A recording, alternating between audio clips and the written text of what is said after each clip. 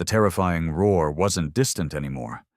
Harold Bates, 72, felt the old farmhouse shudder as the creek outside swelled into a raging monster. Isolated, electricity out, phone lines dead, he knew he was alone. The floodwaters rose, inch by agonizing inch, threatening to swallow his home.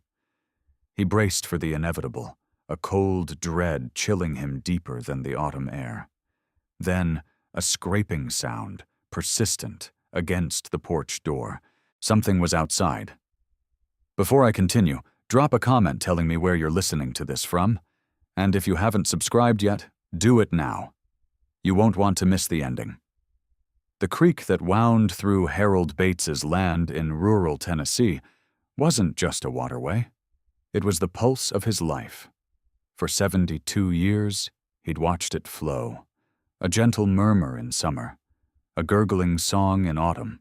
But come spring, after the long winter snows melted high up in the Appalachians, that creek became a force. It swelled, a hungry, churning beast, its icy waters ripping through the valley, carrying with it branches and debris from the mountain slopes. Most folks just stayed clear, let nature run its course. But Harold, a retired logger with hands like gnarled oak and a heart as big as the sky, he couldn't. Every single spring, without fail, the swollen waters would trap a young beaver kit. Sometimes it was tangled in a fallen sycamore's branches, sometimes pinned by a rush of logs against a shallow bank, always shivering, always vulnerable. Harold didn't fear the beaver itself, but the challenge was real. Stepping into that frigid, swift-flowing water, the current pulling at his waders, the cold seeping into his bones, that was a gamble every time. Some years he nearly lost his footing, the treacherous rocks slick beneath the surface, the water roaring in his ears. He wasn't doing it for profit or for show. It was a deep, quiet knowing inside him, a sense of responsibility to the wild things. He just couldn't watch something suffer and do nothing. His neighbors, Shirley Finch and Earl Cobb, who lived a few miles down the winding road, just shook their heads. They meant well, in their own way, but they didn't understand Harold's particular brand of empathy. Shirley, a woman who always spoke her mind, would often call out to him when she saw him wrestling with a trapped kit. "Harold, you're gonna catch your death chasing after those critters in that freezing water. They're just pests, always chewing up good trees. There'll always be more." She'd sigh, half frustrated, half concerned, wiping her hands on her apron. Earl, a man of fewer words but equally firm opinions, would just grunt. "Waste of time, Harold. There's a dozen more where that one came from. You ain't gonna tame the wilderness by saving a few kits. Just let nature take its course." He'd spit a little tobacco juice, convinced Harold was a fool. But Harold didn't listen to their warnings, or their logic. He listened to the frantic squeaks of the tiny beaver, the desperate thrashing. And every spring, he'd go. He'd wade into the roaring current, moving slowly, carefully, his seasoned logger's strength helping him keep his footing. He'd pry away the debris, lift the shivering, exhausted kit, and carry it gently to the creek bank, watching until its tiny body stopped trembling, until it gathered its courage and slipped back into the rushing waters to find its way home. There was one particular kit, though, that Harold always felt was his. He saw it year after year, or one that looked just like it, caught in the spring floods. He started calling him Rush, for the waters that seemed to always get him into trouble, and for the urgent struggles to free himself. Rush was easily identifiable by a small notch in his tail, a mark from some long-forgotten scrape. Harold saw him grow from a tiny scrap of fur to a sturdy youngster. Every rescue was a little different, but the connection grew, a silent, unspoken thing between the old man and the wild creature. The wind, even in early April, still carried the sharp bite of a Tennessee winter, that had clung on longer than most folks remembered. Harold Bates, his 72 years etched into the lines around his kind eyes, bundled himself in thick flannel and a worn Carhartt jacket as he headed down to the creek. The spring thaws had arrived with a vengeance, swelling the water to a raging torrent, a powerful beast tearing through the valley. It was the time of year he always dreaded, not for himself, but for the little ones who lived along the banks. Just like clockwork, the water, icy and brown with churned earth, had snagged something. A tangle of fallen branches, ripped from the bank further upstream, had caught against a large sycamore root right in the middle of the rapid current, and there, caught within the debris, was a tiny beaver kit. It couldn't have been more than a few weeks old, barely bigger than Harold's 2 cupped hands. It thrashed weakly, a frantic blur of wet, dark fur, its little legs kicking against the unyielding wood. A soft, desperate squeak, almost swallowed by the roar of the water, reached Harold. It was shivering, not just from the cold, but from sheer terror and exhaustion. It was vulnerable, helpless, just moments from being swept under or succumbing to the icy grip of the creek. Harold felt the familiar tightening in his chest. Every year, it seemed, the creek tried to claim one of these innocent creatures, and every year Harold felt a pull he couldn't ignore. He knew what Shirley Finch, his closest neighbor, would say. He could almost hear her voice, sharp but caring, in his ear. "Harold, you're gonna catch your death chasing after those critters in that freezing water. They're just pests, always chewing up good trees. There'll always be more." And Earl Cobb, bless his stubborn heart, would chime in with his gruff advice. "Waste of time, Harold. There's a dozen more where that one came from. You ain't gonna tame the wilderness by saving a few kits. Just let nature take its course." Harold respected their opinions, knew they came from a place of trying to look out for an old man, but they didn't understand. This wasn't about taming the wilderness. This was about compassion, about a responsibility he felt deep in his bones, a bond to the wild things that shared his patch of earth. He couldn't just stand by and watch a life flicker out, especially when he had the strength, even at his age, to make a difference. The cost was real, though. The creek was treacherous, its current a heavy hand pushing against him. The water was numbing, promising a bone-deep ache for days after. And there was always the risk of a slip, a fall on the slick, submerged rocks, a broken bone that could leave him stranded out here in the wilds. But none of that mattered right now. All that mattered was the tiny, desperate creature fighting for its life. He carefully picked his way along the bank, eyeing the fastest currents, searching for a foothold. He found a sturdy, thick branch, testing his weight on it before pushing it into the water, using it as a prop. The water instantly seeped into his boots, sending a shock of cold up his legs, but he ignored it. Slowly, painstakingly, he waded out, the roaring water tugging at his legs, threatening to sweep him away. He focused on the kit, his eyes never leaving it. It saw him, those little dark eyes wide with fear, but a flicker of something else, too, maybe a tiny spark of hope. Reaching the tangle of branches felt like an eternity. He had to lean far over, his arms straining, feeling the stretch in his old shoulders. He worked slowly, gently, prying away the heavier branches, his fingers numb but determined. Finally, with a soft grunt, he pulled away the last piece of debris pinning the little beaver. It was too weak to swim away on its own. He scooped it up carefully, feeling the tiny heart hammering against his palm, the fur slick and matted.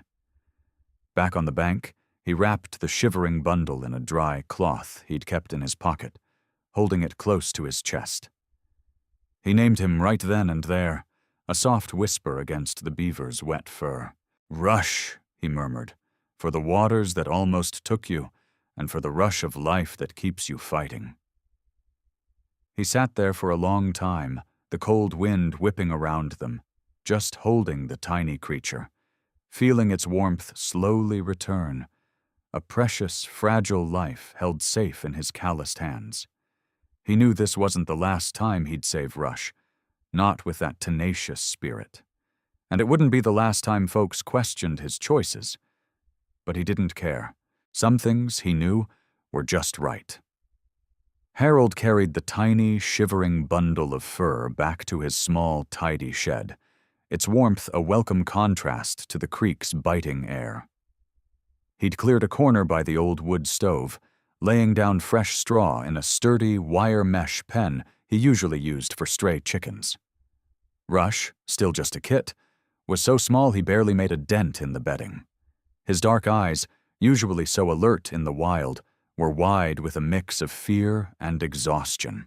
He huddled in the corner, a wild thing far from his natural element, unsure of this strange new haven. The first few days were a quiet testament to Harold's patience. Rush refused most of the offerings Harold placed before him. Fresh clover, tender shoots Harold had painstakingly gathered from the warmer, sheltered spots on his land, all ignored.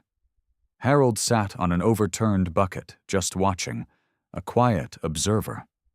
He moved slowly, deliberately, his every gesture measured, no sudden movements, no loud noises.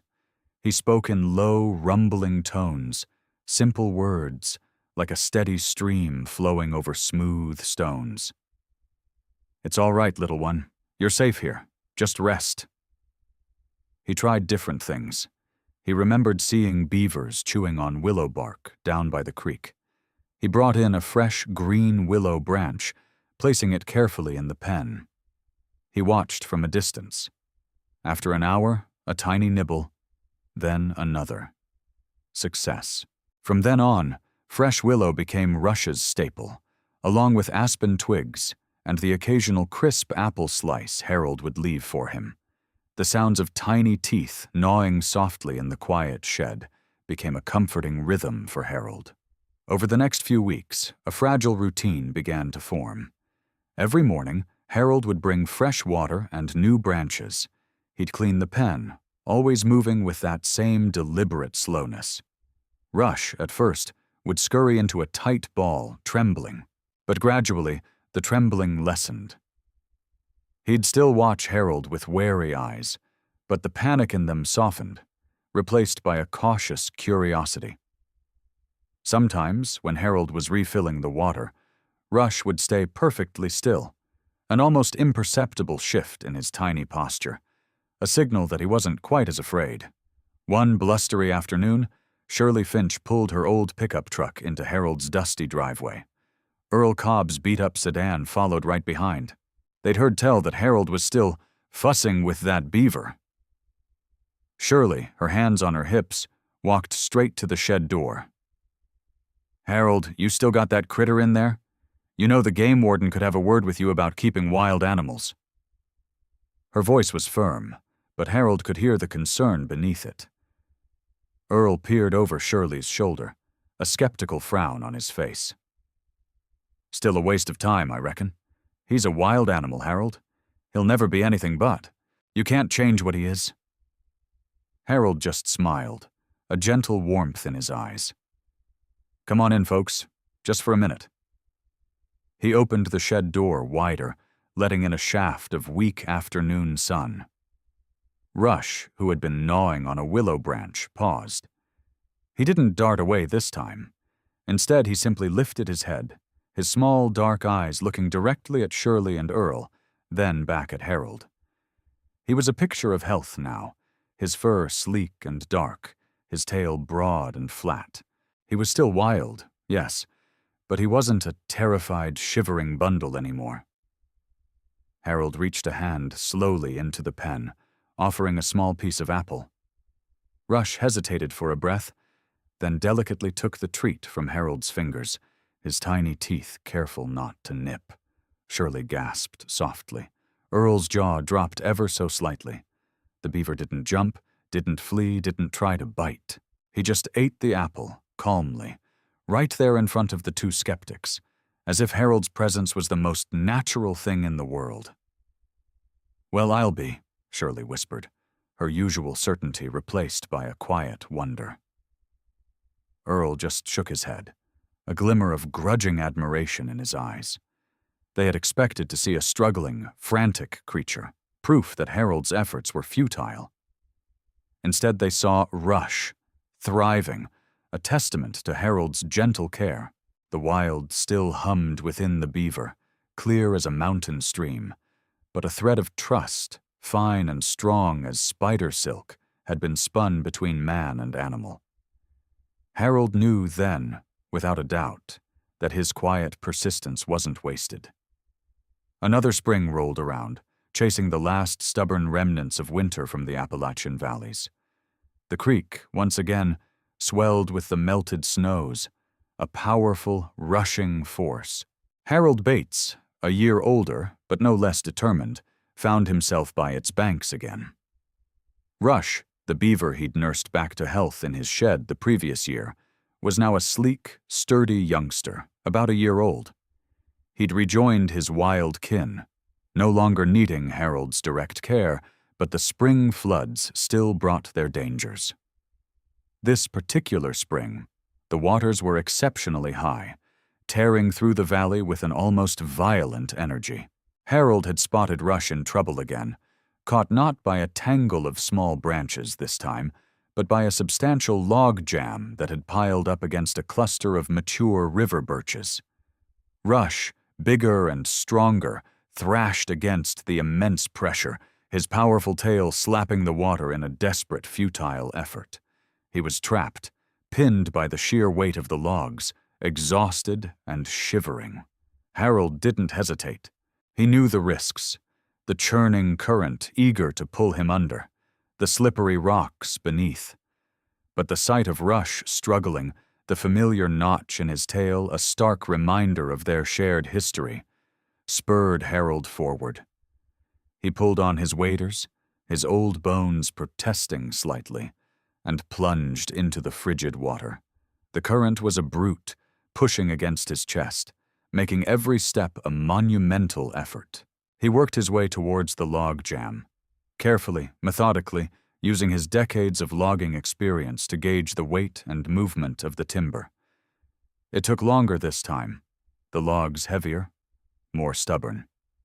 His hands were numb from the cold, his breath pluming in the damp air. But finally, with a heave and a groan, Harold managed to dislodge a crucial piece of the jam. The pressure eased, and Rush, with a powerful surge, was free. He didn't immediately bolt, though. He was too spent, too weary. Harold reached out, gently scooping the large, wet beaver into his arms, feeling the tremors of exhaustion and cold deep within its body. He carried Rush to the creek bank, finding a sheltered spot out of the wind. From his old canvas bag, he pulled out a thick woolen blanket, faded and frayed but still warm.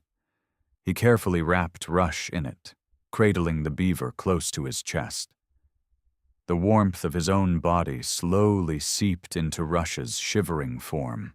Harold sat there on the damp earth, the roar of the creek filling the silence around them, just holding the beaver. He could feel Rush's heart beating, a rapid drum against his ribs, slowly calming, gradually steadying. He stroked the damp fur, a silent comfort, and after a while, Rush's trembling subsided. The beaver burrowed a little deeper into the blanket, its head resting against Harold's arm, an unexpected trust. Harold didn't know how long they sat there, just two creatures, one old and human, the other young and wild, sharing the quiet warmth. The sun, a pale disk in the cloudy sky, began its slow descent. He felt Rush stir, a subtle shift. It was time. Gently, Harold lowered the beaver to the ground, pulling the blanket away.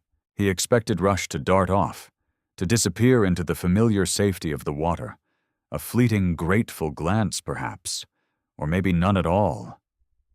But Rush didn't leave. He sat there for a long moment, out of the water, an unusual sight for a beaver. His dark, intelligent eyes, no longer wide with fear, looked up at Harold. There was no sound, just the steady rush of the creek.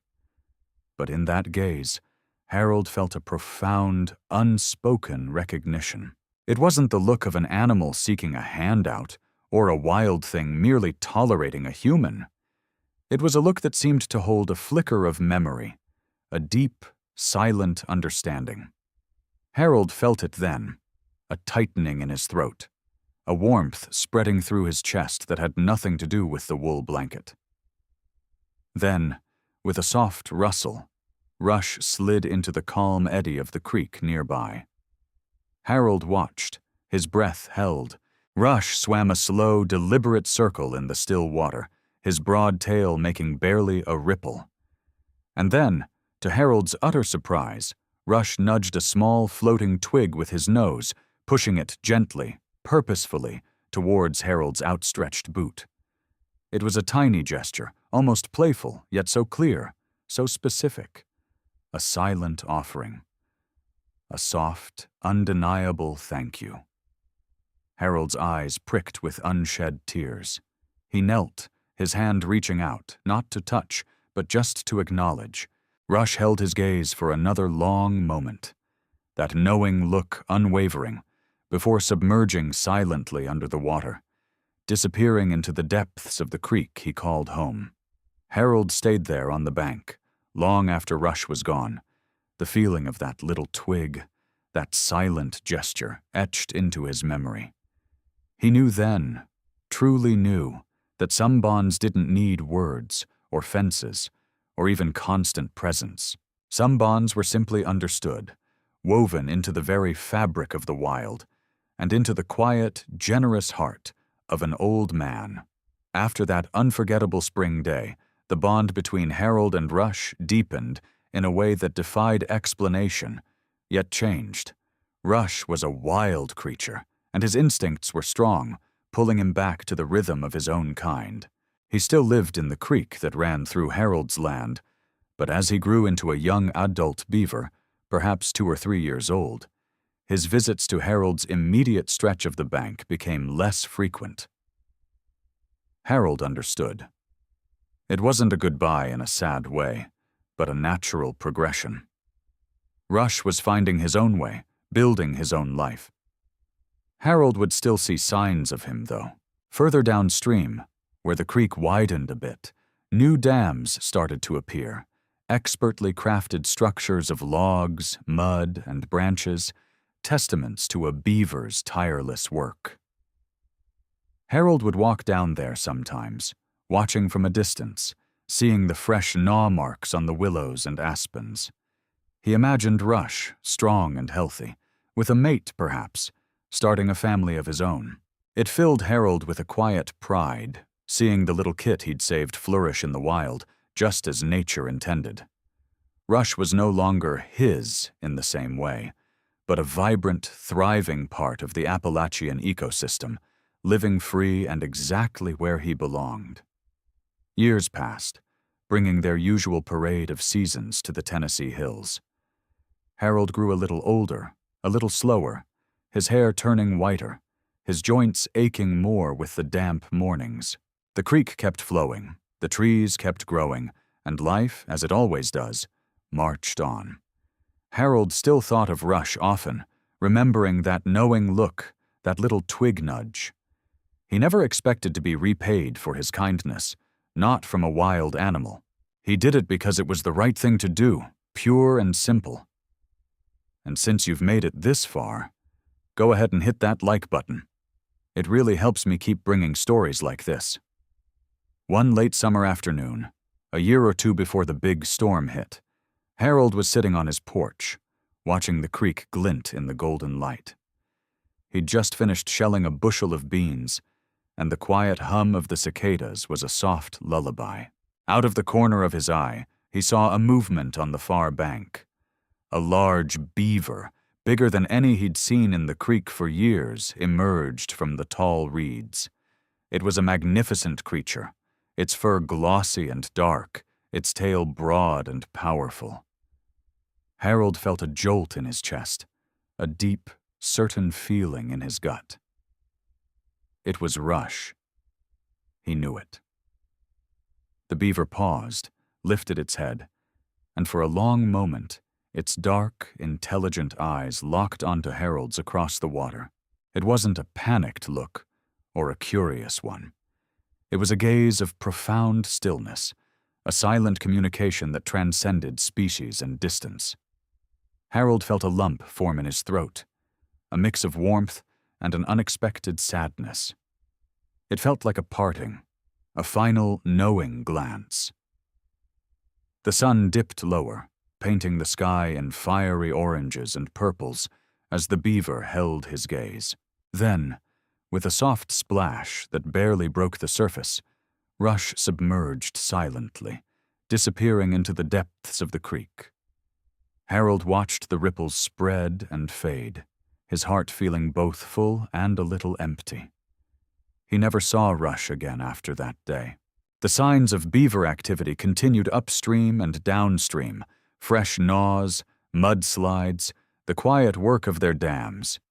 But Harold knew in his heart that his Rush, the one he'd cradled and warmed, the one who'd offered a twig, had moved on, truly into the wild, beyond his sight. He was gone, but never forgotten. A silent memory held close in the old man's heart. Harold was alone again, but never truly lonely, thanks to the quiet spirit of the wild that still hummed around his small homestead. The autumn in the Appalachian foothills usually brought a gentle golden farewell to summer, a crisp bite in the air, and clear, star-filled nights. Not this year. This year, October decided to put on a show of raw, untamed power. It started with a cold drizzle, a steady whisper against Harold Bates's window panes. He didn't mind it at first. The land needed a good drink after a dry stretch. But the drizzle didn't stop. It grew into a persistent, drumming rain, day after day, turning the creek banks spongy and soft, saturating the earth until it could hold no more. Harold, now 72, watched from his porch as the sky remained a uniform, bruised gray. The creek, usually a pleasant murmur, began to growl. He'd seen plenty of storms in his time, but there was something different about this one, a relentlessness that felt ominous. He'd been planning to patch up a loose board on his old porch, a chore he'd put off for too long. He figured he might as well tackle it before the rain truly settled in. But the rain didn't settle. It surged. One afternoon, the heavens simply opened, unleashing a deluge, a solid sheet of water that hammered the roof and fields. The creek, which had been rising steadily, suddenly transformed. It wasn't just full, it was angry, a churning, muddy monster tearing at its banks. Harold stood on his porch, holding a hammer, staring in disbelief. The water was no longer contained within its familiar course. It was creeping, then spilling across his lower fields, flowing into the hollows he usually kept mowed. He grabbed some old lumber and tried to shore up the rickety porch supports, the very task he'd intended to do, but now it felt futile. The water was already swirling around the foundation of the house, sloshing against the first step. This wasn't just a high creek. This was an overflow, and it was getting worse by the minute. He felt the cold seeping into his boots, not just from the rain, but from a growing dread in his gut. Then, with a sudden, deafening crack, the lights flickered once, twice, and died. Darkness swallowed the remote homestead, thick and absolute, broken only by the intermittent flashes of lightning and the furious downpour. Harold fumbled for his old lantern, his heart thumping a little harder. The power was out. No big surprise in a storm like this, but it meant no well pump, no radio, no way to charge his emergency phone. He grabbed the landline, hoping for a dial tone, but all he heard was dead silence. The phone lines were down too. He was cut off, completely isolated, just him and the furious storm. The roar of the creek intensified, a terrifying, guttural sound that vibrated through the very timbers of his old farmhouse, built by his grandfather generations ago. He walked to the window, peering through the rain-streaked glass. The yard was gone, replaced by a wide brown river. Trees, heavy with water, swayed violently, some already snapped and carried away by the torrent. He could hear the distinct, horrifying sound of crashing timber upstream, a prelude to what was coming. Panic, cold and sharp, began to prick at him. He was alone. Too old to fight this. Too late to stop it. The water was now lapping at the porch floorboards, an inch, then two. He could feel the cold seep into the house itself, a damp, chilling presence. This wasn't just rain. It was a flash flood, building in intensity, threatening to wipe out everything he held dear. He gripped the window frame, watching in growing despair as the water rose menacingly, knowing he was powerless against the raw, destructive force of nature bearing down on his home. The terrifying roar of the approaching main flood wave, a destructive wall of churning water, was no longer distant. It was very, very close. Harold gripped the window frame, the wood cold and damp beneath his fingers. The roar outside wasn't just the rain and wind anymore. It was the sound of the creek becoming something monstrous, tearing through the valley with unimaginable force. He could hear trees groaning, then snapping, upstream, the terrifying percussion of nature's wrath. The house, his grandfather's house, his home for 72 years, felt like a small, fragile boat caught in an ocean storm. The water was already seeping under the back door, a cold, dark stain spreading across the old linoleum in the kitchen. Harold pulled an ancient woolen blanket tighter around his shoulders, but the chill was deeper than the fabric could reach. It was a bone-deep cold, born of fear and exhaustion. He hadn't eaten properly since morning, too preoccupied by the rising tide. His body ached, his joints protesting every move, every breath. He shuffled towards his worn armchair by the cold fireplace, its ashes long since scattered. Sitting down, he closed his eyes for a moment, letting the exhaustion wash over him. What was the point? He was an old man, alone, facing a force that could swallow mountains. There was nothing he could do. The thought settled heavily in his mind, like a sodden log sinking in the murky water. He felt a deep weariness, a profound surrender. It wasn't just physical, it was a weariness of the spirit. He could feel himself fading, the edges of his consciousness blurring, the frantic urgency to fight slowly giving way to a calm, albeit chilling, acceptance. His mind, in its dimming state, didn't replay the terror of the storm, but instead drifted to quieter times. He thought of the creek, not as a raging monster, but as a gentle, sun-dappled ribbon winding through his land. And he thought of Rush. He saw the tiny, shivering kit, caught in the spring debris, its desperate squeaks. He remembered the icy water clinging to his clothes, the strain in his arms as he freed the little creature. He recalled the feel of Rush's tiny heart beating against his palm, slowly calming as he held it close. Then, the memory of that last sighting. Rush, a magnificent, grown beaver, watching him from the far bank, that silent, knowing gaze that felt like a farewell. Harold hadn't done it for thanks, or for a debt to be repaid. He'd done it because he saw a creature in need, and it was simply in his nature to help. The memory wasn't a call for help now, not a desperate plea. It was just a comfort, a small, warm ember in the cold, encroaching darkness. A beautiful memory of a life he'd touched, a life that had, in turn, touched his. The house shuddered again, a more violent tremor this time. The water was higher, he could feel it. He heard a soft, scraping sound, persistent, against the porch door. It wasn't the wind. It wasn't the thrashing of debris in the water. It was distinct, deliberate. He strained to hear it again over the storm's howl. Scrape, scrape, scrape.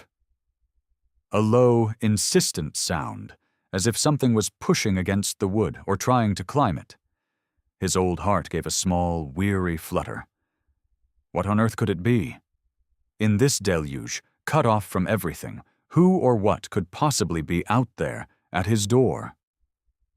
The thought, fleeting and strange, pricked through the haze of his exhaustion, pulling him back from the brink of unconsciousness, if only for a moment. He slowly, painfully, tried to push himself up from the chair. Harold pushed himself up from the armchair, his muscles stiff and protesting. The scraping sound at the porch door continued, a strange, rhythmic counterpoint to the raging storm. He stumbled towards the front of the house, his hand finding the cold doorknob. He hesitated, listening. Scrape, scrape. But then a new sound, far louder, swallowed it whole. A deep, guttural roar, unlike anything he had ever heard, was bearing down on them. This wasn't just the creek. This was the flash flood itself, a liquid freight train tearing through the valley, bringing down trees and debris. He backed away from the door, dismissing the scraping sound now as just another piece of debris tossed by the rising water. He knew what was coming. He could feel the ground vibrating beneath his feet, a low tremor that spoke of immense, destructive power. He grabbed the edge of the heavy wooden dining table, bracing himself, his eyes wide, fixed on the front of the house. Then it hit. Not the house directly, not yet, but the wave. A terrifying, destructive wall of churning brown water, thick with uprooted trees, branches, and debris, surged onto his property. It was like a giant, angry hand trying to flatten everything in its path. Harold watched from the relative safety of his porch, which was now completely submerged, the water boiling and swirling just inches from his floorboards. He squeezed his eyes shut, bracing for the inevitable impact that would surely tear his home from its foundation. He waited for the crushing blow, the sound of splintering wood, the terrifying sensation of being swept away. But the impact never came with the full, expected force. He opened his eyes, squinting through the driving rain. The raging wall of water was still there, but it was different. Its direct, destructive power seemed to be broken, diffused. The water was indeed rushing across his fields, spreading wide, but the direct, concentrated fury that would have obliterated his farmhouse was gone. It was as if something had taken the teeth out of the monster, turning its deadly bite into a less lethal gnaw. Harold stumbled forward, pushing his face closer to the rain-streaked window, peering into the chaos that was his front yard. And then he saw it. Upstream. Just beyond the bend where the creek usually flowed, almost entirely hidden by the torrential rain and the dark, tumultuous night, a colossal shape was holding firm against the onslaught. It was a beaver dam, but not just any dam. This was a structure of monumental scale, far larger than any beaver colony could build in a single season. It was a robust, expertly constructed fortress of interlaced logs, mud, and branches, perfectly positioned to take the brunt of the flood. It was massive, previously unnoticed by Harold in his despair. It had been strategically built, a masterpiece of natural engineering. The dam didn't stop all the water, no. Nothing could, but it significantly slowed and diverted the primary force of the flood. It forced the water to spread out, to fan across Harold's fields, rather than concentrating its destructive power directly onto his house. The roaring wall of water, the one that should have swept his home away, had been broken, its fury tamed just enough to save him. Harold stood there, drenched, exhausted, but utterly alive, a profound and stunning disbelief washing over him.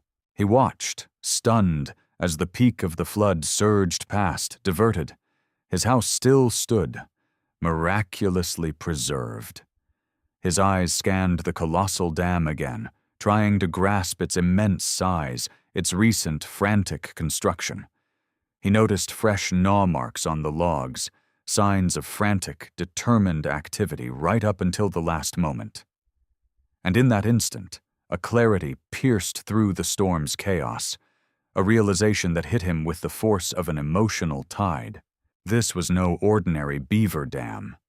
This was Rush's work, undoubtedly built by Rush and his family over years, right where it would do the most good. He remembered that silent, knowing gaze from years ago, that little twig nudge, that specific, almost playful thank you. A silent promise kept. The gratitude that swelled in his chest was so vast, so profound, it threatened to choke him. He had saved a life, against all ridicule, against all reason, and that life, in turn, had just saved his. The first light of dawn was a weak, watery gray, struggling to break through the lingering mist. The rain had finally slowed to a persistent drizzle, but the furious roar of the creek had softened to a hungry gurgle. Harold Bates, aching in every bone, his clothes still damp, sat on his porch steps. He wasn't cold anymore. A deep, quiet gratitude had replaced the fear. His eyes were fixed on the colossal Beaver Dam upstream, still holding back a deep, churning pool of water. His house, though muddy and battered, stood firm. His home, a silent testament to an unexpected miracle. Just as the sun began to peek through the heavy clouds, painting the ravaged landscape in muted golds, he heard the distant rumble of an engine. Soon, two vehicles, mud-splattered and crawling slowly, made their way down his washed-out driveway. It was a small search party, worried neighbors who hadn't heard from him for 2 days. The first to step out was Shirley Finch, her face etched with concern, followed by Earl Cobb, his usually gruff demeanor replaced by a look of genuine worry. They stopped dead, their mouths agape as they surveyed the scene.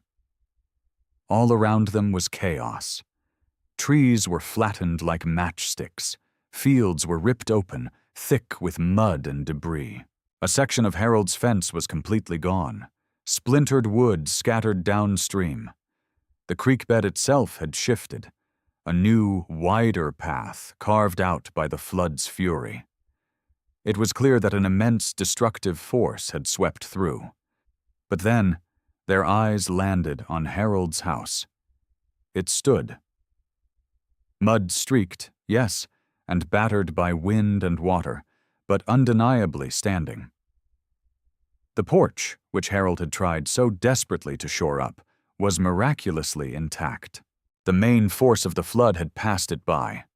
Shirley ran forward, splashing through the remaining puddles. "Harold! Oh, thank the Lord, Harold, you're alive! We thought you were gone!" Her voice was thick with relief, and unshed tears. Earl, usually so stoic, simply clapped Harold on the shoulder, a powerful, emotional gesture. As their initial relief subsided, their eyes began to trace the path of the flood. And that's when they saw it. Their gazes were drawn, almost magnetically, upstream. They squinted through the mist, then their eyes widened in profound astonishment. There it was, the massive Beaver Dam. It was an incredible sight, a fortress of expertly woven logs, mud, and branches, holding back a remaining high-water pool, a testament to incredible strategic work. It was clear it had diverted the worst of the flood, saving Harold's homestead from the fate of everything else around it. Shirley slowly turned her head, looking from the dam to Harold, then back at the dam, her face a mixture of awe, bewilderment, and a dawning, silent respect. Her mouth opened, but no words came out at first. She finally managed a soft whisper, almost to herself. "Well, I'll be that Beaver."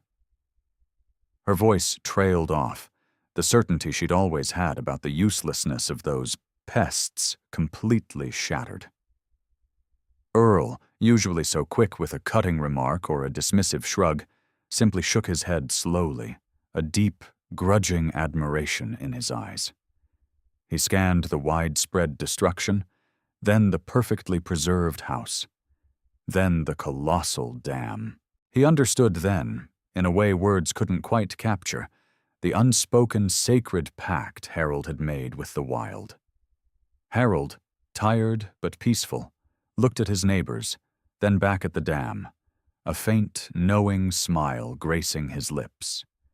He saw no need for long explanations. He just said, his voice soft but clear, "Sometimes, what you give out in kindness, the world finds a way to give back." If this story moved you, subscribe to the channel, leave a like, and share it with someone who needs to hear this today. Your support is what brings these stories to more people.